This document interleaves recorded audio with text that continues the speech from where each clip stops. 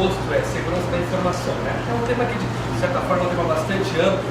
Então, eu proponho inicialmente levantar duas problemáticas, inicialmente da proposta, e outra que a gente vai discorrer, vamos caminhar juntos no decorrer dessa apresentação, para tentar juntos responder essa pergunta. Então, por que existir segurança da informação? Inicialmente, minhas credenciais, advogado, atuante na área de direito digital. Eu tive a oportunidade de cursar Direito e Tecnologia na Escola Politécnica USP.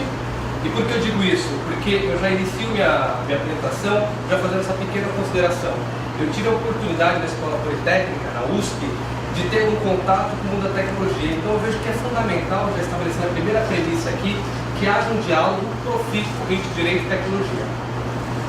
E eu me permito também fazer uma breve incursão ao tema e uma digressão histórica, porque falar de direito e tecnologia sem entender como que funciona esse movimento na sociedade, eu acho que fica impossível. Até para criar um plano de fundo para que os demais colegas possam discorrer com bastante propriedade. Inicialmente eu proponho 3 recortes históricos, né? No sentido para que possamos entender qual a influência que esses movimentos sociais tiveram na história e no direito.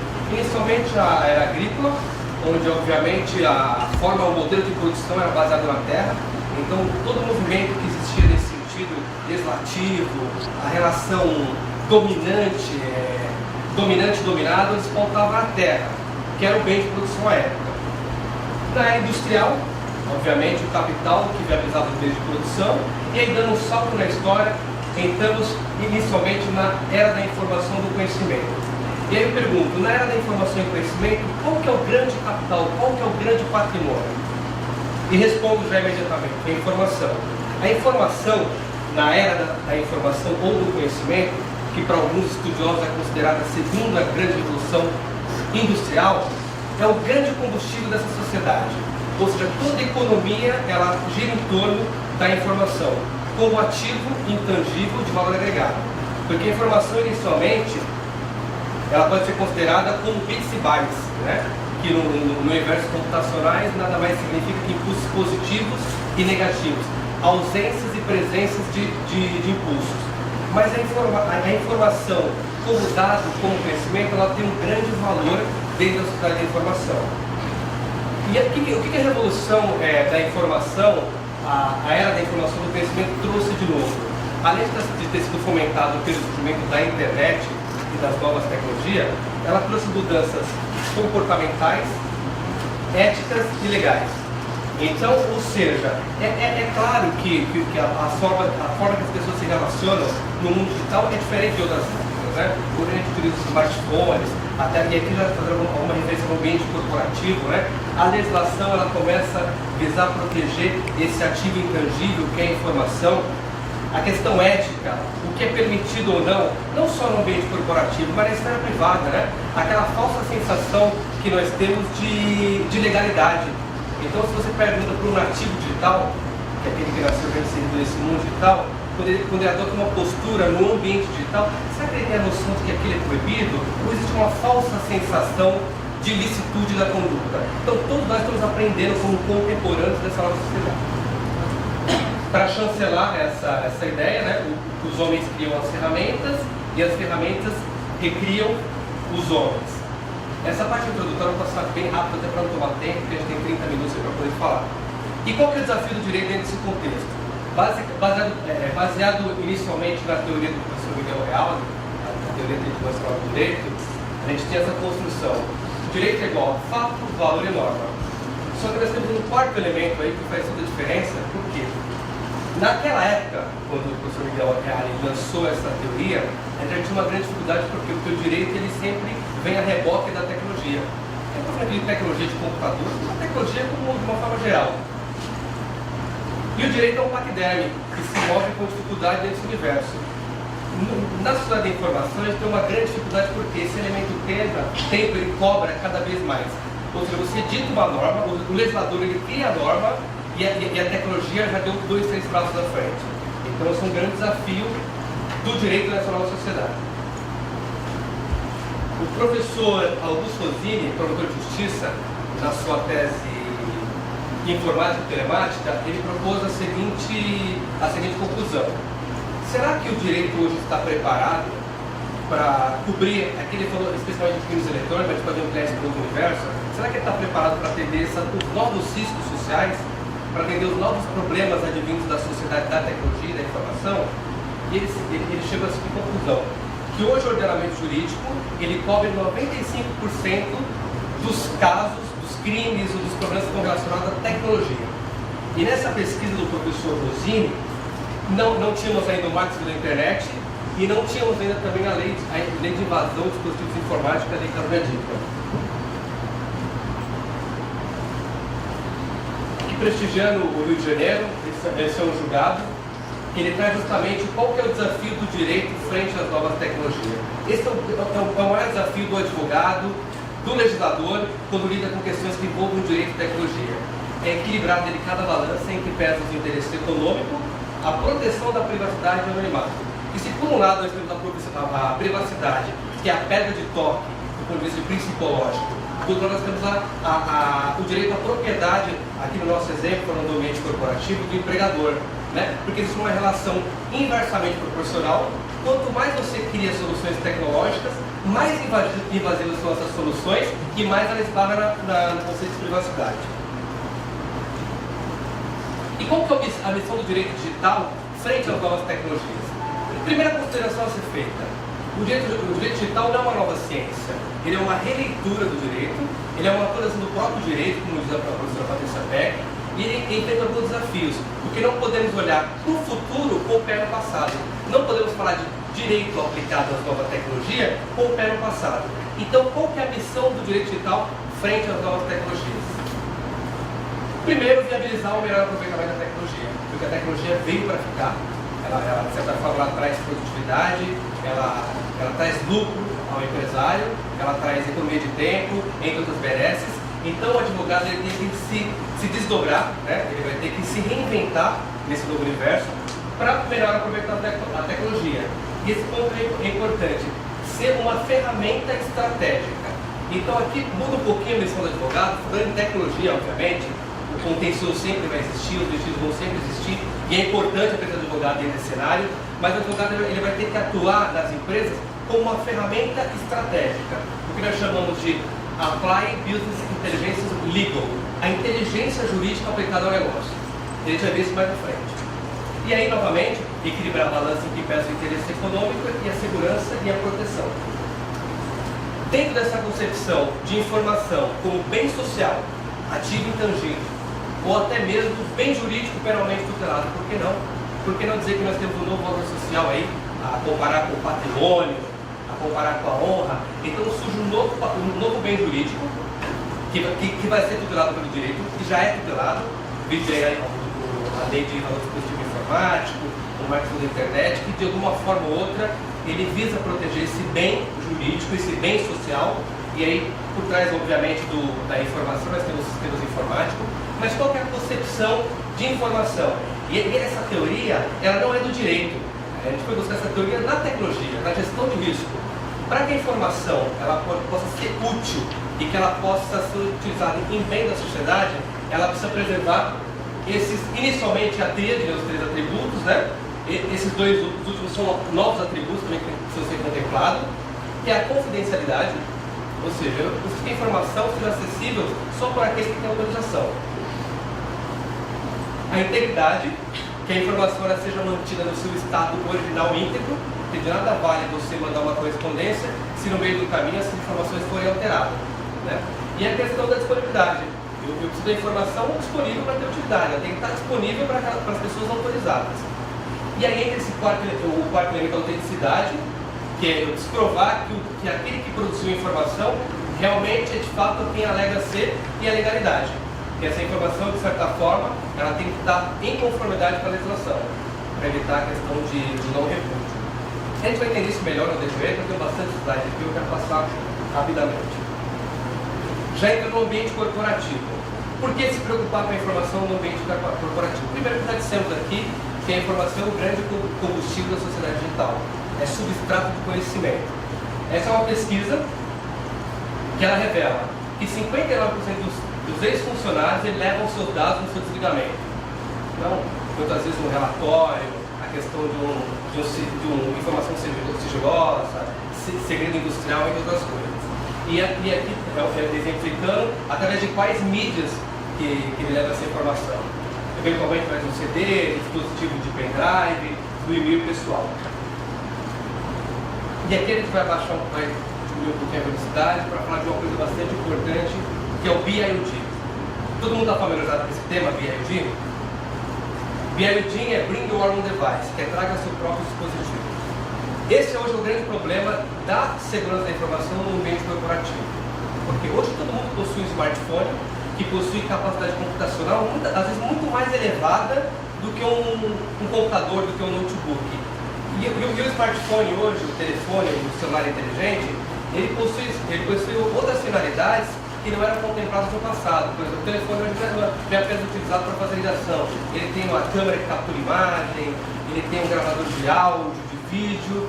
E como funciona isso dentro do ambiente corporativo? O BIOD é um movimento social dentro do ambiente corporativo, dentro do ecossistema corporativo, no qual o funcionário ele leva o seu dispositivo e utiliza para desenvolver as suas atividades corporativas.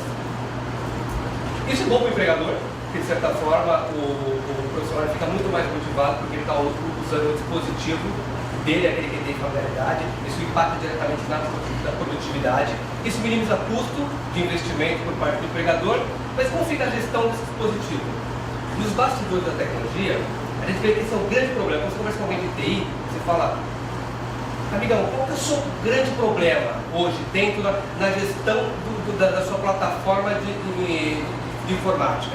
Ele diz: a gestão de dispositivos móveis, que você não consegue controlar.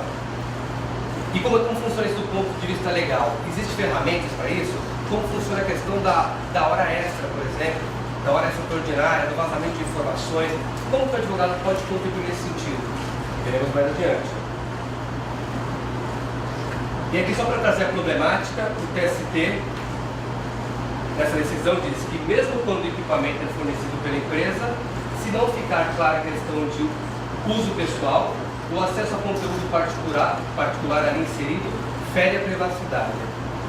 Então, se por um lado eu tenho a questão da responsabilidade do empregador com relação a atos praticados pelos seus funcionários e pelos seus prepostos perante a terceira, ou seja, o empregador tem a responsabilidade objetiva por força do artigo 932 do CPC.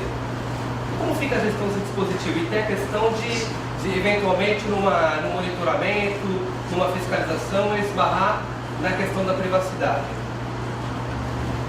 Aí fica a primeira orientação, que hoje em dia a gente fala do tema compliance, que é um tema que está bastante em voga hoje, é o tema da moda, que diz respeito à questão da conformidade.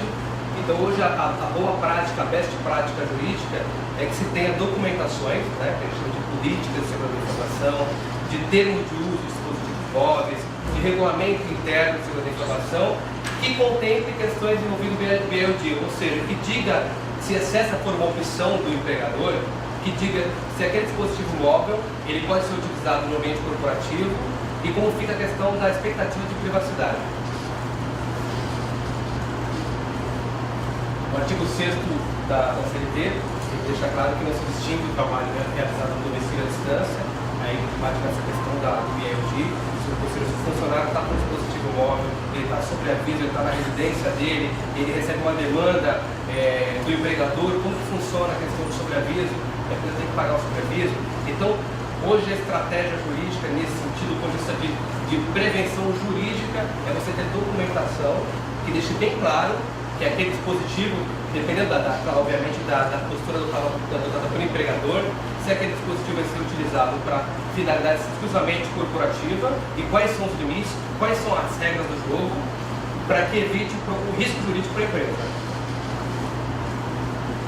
Aqui o TST, nessa decisão, fala do direito da propriedade, reforça o artigo 932, que o empregador é sim responsável pelos atos do terceiro, ou seja, ele pode monitorar o ambiente corporativo, né? Claro que tem algumas exceções, tem alguns limites, porque a gente acha inicialmente que o monitoramento ele pode ser feito em qualquer condição, em qualquer situação. E não é bem assim. Os excessos certamente ferir a privacidade. Então, a gente já traz a questão: qual tecnologia está sendo utilizada para ser feito aquele monitoramento? Hoje você tem várias tecnologias no mercado, né, que fazem o monitoramento do ambiente corporativo. Qual solução que foi adotada pelo empregador? Essa solução ela é demasiadamente invasiva? Ela esbarra na privacidade? Aqui é só trazer um recado, passar rapidamente por limite do tempo. Alguns julgados nesse sentido, que traz essa questão que, embora o TST tenha chancelado por 10 anos de discussões nesse sentido, que esteja pacífica a questão do monitoramento, se a gente fizer uma digressão em alguns julgados, vê que essa questão não está tão bem resolvida nesse sentido, precisa analisar essas questões.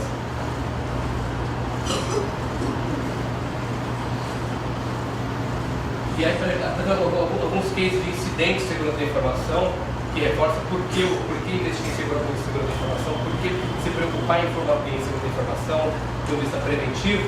Esse é um case que ficou famoso lá em São Paulo, do Colégio Bandeirantes, de repercussão nacional, que é um colégio tradicional, né, tem filhos famosos que estão nesse colégio, e houve uma situação de vazamento de informações confidenciais de alunos, né, que vazou na rede social, e isso criou uma certa crise de imagem na empresa.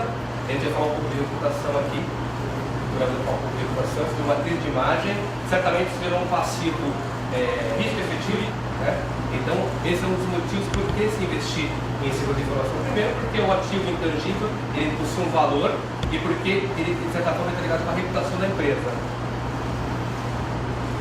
Esse é um outro caso também da Universidade Federal, uma invasão de dispositivo informático. Um aluno invadiu o sistema da universidade e alterou a nota de alguns alunos. Então, como fica a reputação da empresa, onde hoje o grande valor é a questão da confiança, né, da reputação? Ou seja, uma universidade federal teve seu sistema invadido, né, por um segundo-anista.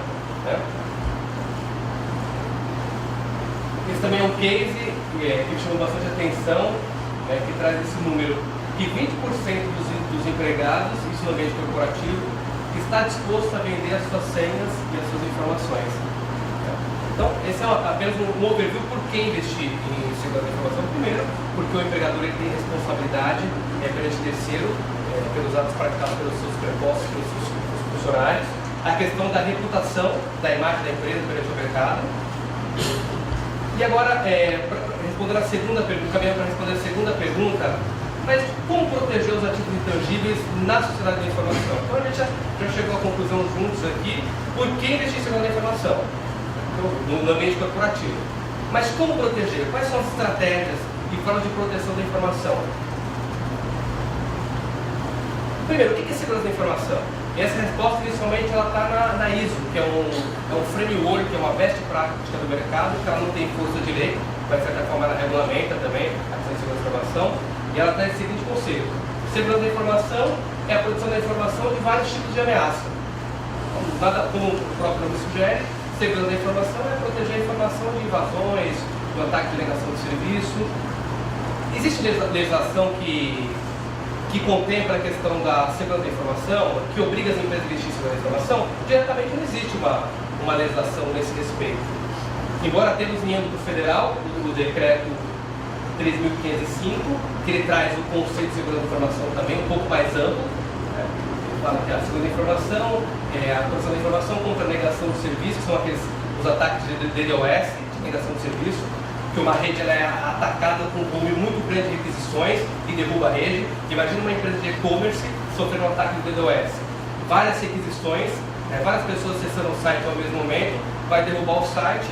Se considerarmos agora essa época do ano, onde o comércio está aquecido, isso vai ser trazido um prejuízo muito grande para a empresa. E aí diz o seguinte: como conseguir a segurança da informação? Ela traz a primeira orientação para nós. A resposta não necessariamente está só no direito, né? A segurança da informação é obtida a partir da implementação de um conjunto de controles, um conjunto, não é uma ação isolada, incluindo políticas, processos, procedimentos, estruturas e funções de software e hardware. Aqui eu faço uma pausa. Lawrence Lessig, que é um grande estudioso, um escritor, estudioso do direito digital americano, ele tem a seguinte tese: que o comportamento humano é regulado por modalidade de restrições. As normas sociais, a lei, o mercado e a estrutura física da sociedade onde está incluso o hardware e o software. Para a LESC, para você proteger a informação, não é só através da criação da legislação, que muitas vezes ela perde eficácia, mas sim através de um conjunto de controles adequados. Ele fala das políticas, o que são essas políticas? Né? Processo, procedimento dentro do ambiente corporativo, a lei também é um fator importante, muitas vezes regular o mercado também tem um grande impacto. E a própria ISO, que é um framework, que embora não seja uma legislação, assim como o ART, o COBIT, que são boas práticas do mercado, elas recomendam algumas medidas que devem ser adotadas no ambiente corporativo com o objetivo de proteger a informação. E ela já sinaliza a questão de você estar em conformidade com obrigações legais, estatutárias, regulamentárias ou contratuais. Então, já caminhando para o final, para a conclusão, isso é importante reforçar, quando falamos em proteção de ativo intangível, ele tem que estar baseado nesse tripé, que é a questão da educação, que envolve o que nós chamamos de Information Security Awareness Training, que são treinamentos de segurança da informação, que são treinamentos, primeiro para a alta direção, porque primeiro você precisa convencer, você precisa dizer para a alta direção que é importante investir em segurança da informação. E muitas vezes trabalho compete ao advogado, conversar com o CEO da empresa, explicar para ele por que é importante investir em segurança da informação, por que é importante investir em tecnologia, em documentações. E esse treinamento tem que ser para os gestores intermediários, que são os replicadores desse conhecimento, e por final, o elo mais sensível da cadeia, que é o usuário final. Então, não é à toa que está em primeiro lugar, porque é o mais importante. A educação digital é o primordial, porque nós somos contemporâneos dessa revolução, então precisa ficar bem claro o que é permitido e o que não é permitido na sociedade digital ou do conhecimento. Funções de software e hardware. Eu não sei se todos têm familiaridade com a questão tecnológica, porque hoje ele tem algumas soluções tecnológicas. Eu dei o exemplo aqui do BIOD, que é o funcionário que leva o seu equipamento para o ambiente corporativo. O empregador acha legal ele usar o equipamento, porque isso impacta na produtividade, é um equipamento que ele tem maior rendimento, o funcionário se sente à vontade utilizando esse equipamento. Será que nós temos soluções tecnológicas nesse sentido? Temos sim. A solução de MDM, por exemplo, que é uma solução de gestão de mobilidade, ele consegue, dentro do equipamento do funcionário, ele consegue criar um container e criar uma interface do que é corporativo e do que é pessoal. Mas isso por si só resolve o problema? Não. Você dá apoio do advogado para quê? Para escrever nos regulamentos internos, segundo a informação, como você dá essa relação, como é essa regra do jogo. Ou seja, novamente, ele tem a questão tecnológica, uma solução de mercado, tem vários fabricantes que oferecem solução, e tem a questão legal também.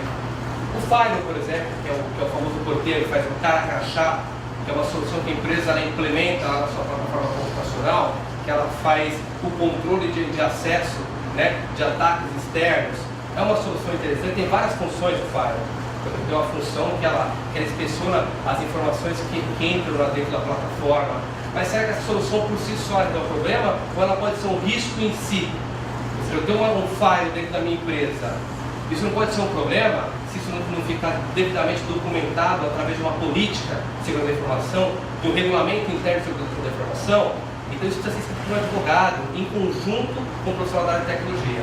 Aqui dando só alguns exemplos, superficialmente. Existem soluções de DLP, Data Loss Prevention, que ela consegue prevenir eventuais ataques ou até eventuais vazamentos de informações do ambiente corporativo. Se pudéssemos separar aqui essas três caixinhas, dividiríamos em medidas reativas e coercitivas, que são aquelas que elas agem no momento zero do ataque de segurança da informação, quando o funcionário viola a política.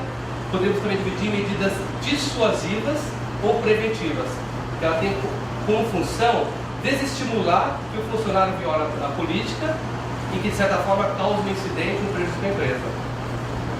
E aqui temos o sistema de CIEM, que são questões técnicas, não vou entrar, não sei que no próximo bloco, no debate, tem o interesse em conhecer, análise de vulnerabilidade, são soluções que ela tem esse objetivo de proteger a informação. E tudo isso tem que estar compliance. Compliance é o quê? A sua legislação? Não. Você está compliance à lei, em conformidade à lei, precisa estar em conformidade à política desenvolvida, e aqui quando a gente fala de política de informação, a gente fala de diretrizes, né? O que aquela empresa, qual o valor que ela dá para a informação dela? Ela protege a propriedade intelectual, a informação do cliente, então é como se fosse uma carta de valores na empresa, na sala de reunião. Né? O regulamento interno, que ele tem a função coercitiva, né, de punir, e quando punir tem que ser de forma exemplar, também tem que ter conformidade com a legislação, precisa do apoio do advogado, o advogado tem que escrever isso conjuntamente com o profissional da área de TI, tem que sentar os dois ali e falar, vamos escrever essa política, vamos definir os controles de acesso no file, na ferramenta, e aí doutor, como que a gente podemos fazer isso aqui, como podemos viabilizar? O advogado conjuntamente com o profissional da TI vai definir essas políticas. Que na verdade tudo se traduz em regulamentos internos, termos de uso, por exemplo, com relação à questão do celular, do notebook, quais são as regras para utilizar aquele equipamento, código de ética e conduta nas redes sociais, né? Aquele colaborador que passa a incorporar o quadro da empresa, qual que é a postura que ele deve ter nas redes sociais? Os colegas vão falar bastante sobre isso, não quero me aprofundar porque o segurança da informação é um tema muito amplo, né? Mas qual é o comportamento do colaborador na rede social? Será que existe uma divisão entre a esfera privada e a esfera corporativa? Ou no mundo digital tudo se confunde? Só trazendo um case nesse sentido, teve um caso que ficou famoso, vocês tiveram conhecimento, que é o caso Chupa Bambi, que lá em São Paulo, os torcedores do São Paulo são chamados de Bambi, né? Referência à feminilidade, né? E o que acontece? A Local Web, que era a patrocinadora de São Paulo, né? Ela tinha lá um gestor corintiano roxo, clássico, São Paulo e Corinthians. Corinthians foi lá e deu um show de bola no São Paulo, né? E aí esse colaborador, esse gerente, gestora, se manifestou na rede social dizendo o seguinte: chupa Bambi. Isso criou uma gestão de identidade, de reputação na rede social, e para administrar esse conflito, ou seja, ainda que ele estava na sua esfera privada, será que ele poderia se manifestar dessa forma na sua esfera privada? Né? E aí a Local Web, uma medida estratégica, afastou esse colaborador, esse gestor, né, para evitar problema com a empresa. Mas por fim, talvez tenha ficado claro para esse colaborador qual que era a conduta que ele deveria adotar nas redes sociais, ainda que na sua esfera privada. Então quando falamos em compliance, a conformidade é com a lei, né? Só a título de exemplo, o marketing da internet, a lei anticorrupção, né? A ISO 27002, que é um framework, mas a família ISO inteira, as normas internacionais pela RIPA, que versam de saúde, PCI DSS, que fala sobre a questão de cartão de crédito. Quando se fala de conformidade, é conformidade não só à lei, mas às normas, os padrões e as legislações. E qual a importância de você estar, de repente, em compliance com framework, que não tem força de legislação? O artigo 3, eu trouxe as duas redações do novo CPC e do antigo CPC. Vamos para o novo CPC. O juiz aplicará as regras de experiência comum, subministrada pela observância do que ordinariamente acontece, e ainda as regras de experiência técnica. Ou seja, numa situação de incidente de segurança da informação, o juiz pode se utilizar de experiência de mercado, de framework, para dizer o direito no caso concreto. Eu trouxe aqui também a Lei Carolina Dickmann, isso é um overview, tá? Lei Carolina Dickmann, limitador de dispositivo informático. Eu trouxe só para assinalar esse ponto, que é curioso porque invadir dispositivo informático a lei, mediante violação indevida de mecanismos de segurança. No primeiro momento parece que é um pouco contraditório, né? Porque se já invadiu o dispositivo informático, né? Ou seja, afetou o bem jurídico economicamente que necessariamente tem que violar o sistema de segurança. E aqui é interessante que traz uma mensagem para a sociedade que precisamos adotar algumas cautelas nessa sociedade da informação, na sociedade de risco informático. Então, porque existem alguns riscos que exigem do usuário que ele adote alguns mecanismos de segurança. E as testemunhas da sociedade digital são as máquinas, né? As informações estão nos sistemas computacionais. Então, quando você vai fazer uma defesa, você vai juntar no processo o registro de logs, né? As testemunhas não são mais as pessoas, evidentemente, né? A caso são as próprias máquinas. E aí, caminhando para o final, né? Quais são os desafios do profissional do direito e do direito eletrônico? Primeiro, compreender as novas tecnologias, os advogados precisam conhecer de tecnologia, eles entender o que é um FAI, o que é um DLP, o que é um MDM, porque de certa forma, se ele não tiver esse tipo de conhecimento, certamente ele não vai conseguir entregar a melhor prestação de serviço para o seu cliente. Ele precisa ter uma visão 360 graus do direito, ele tem que conhecer um pouco de direito penal, um pouco de direito do trabalho, um pouco de direito civil. O direito digital não é uma nova ciência, é uma releitura do direito. Lidar com uma legislação ainda que é embrionária, que é incipiente, nós todos estamos aprendendo essa legislação, e lidar com a questão da hipertrofia legislativa, que é o excesso de legislação. E aí, finalizando, a ministra Carmen Lúcia, recentemente, ela disse que as novas tecnologias fazem você repensar a justiça, e é bem por aí mesmo. Precisamos repensar o significado da justiça, como aplicar o direito no caso concreto.